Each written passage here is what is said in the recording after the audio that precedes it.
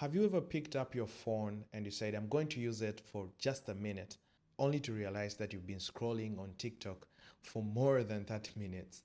That used to be me. I'll go to the office in the morning and start working, but after a few minutes, I just find myself scrolling on social media. And you know what's the most painful thing? Is that at the end of the day, I'd sit and say, where did all that time go? And only to realize that I have nothing to show for it, and I've been unintentionally wasting that time on social media. Before I was wondering, why do other people get a lot done in a very short period of time? I thought maybe they were more talented than I. But later I came to realize that people who achieved a lot in their business, in their work life, they didn't allow distraction to rule over them.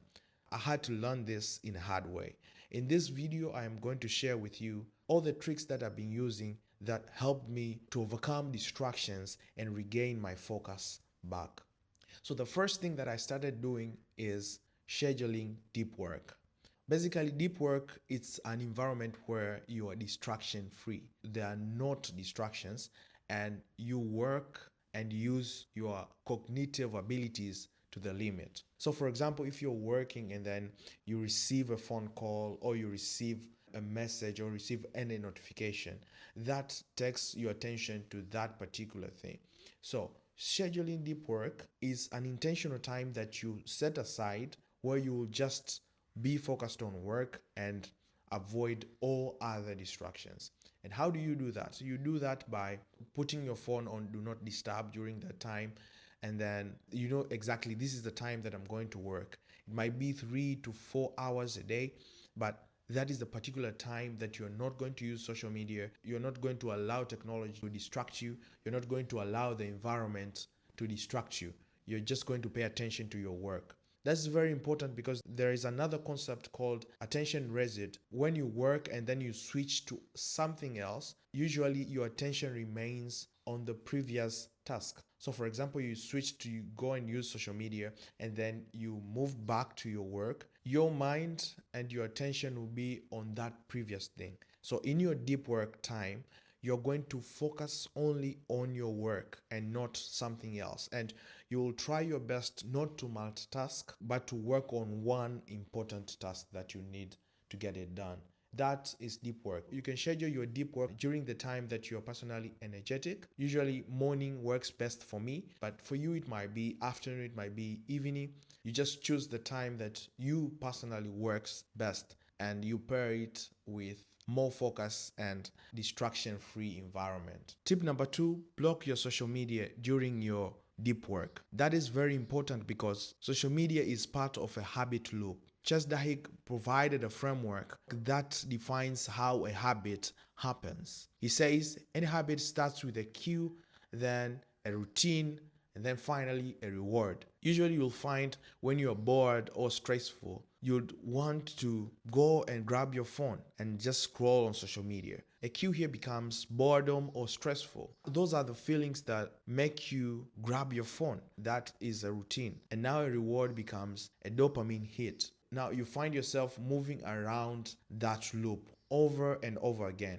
Because you know, if I get bored, I just need to grab my phone, and when I grab my phone, I'll get the dopamine hit. And that's why when you're doing your deep work, sometimes you might get bored doing it. Your mind will quickly tell you, this is boring. Now go to the routine, and the routine means taking your phone and starting scrolling for you to get a dopamine hit. So the best way to avoid that happening to you is to block your social media. You might be working and automatically just find yourself grabbing your phone to go on social media. But if your social media are blocked or you've deleted all those apps on your phone, it becomes harder for you to keep that habit loop moving. And that will mean you getting back to your work. Blocking social media will act as a friction, will help you to stay on what matters and not be taken away with distractions. Tip 3, don't start your day with scrolling.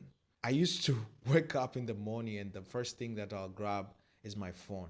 And I'll just go directly to TikTok or Instagram and scrolling. What that does to you, it makes you get a dopamine hit without any effort. That might ruin the rest of your day because now you know I can get dopamine hit without me doing anything meaningful. But rather, start your day with something else meaningful to you. So for example, for me, I start my day with Bible reading, prayer, and journaling.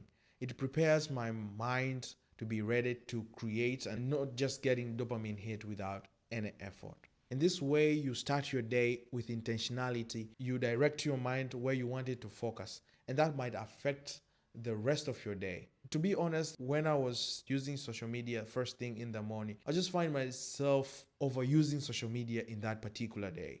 Because what you do the first thing in the morning sets the tone for the day. So start your day owning your mind before the world does. And that's it. So now if you want to own back your focus, remember to schedule your deep work and then block all social media during your deep work or focus time. And then the third one, don't start your day scrolling. Remember, it won't be easy, but it's worth it. If you find this video helpful, remember to subscribe for more videos like this. Stay focused. I'll see you in the next one.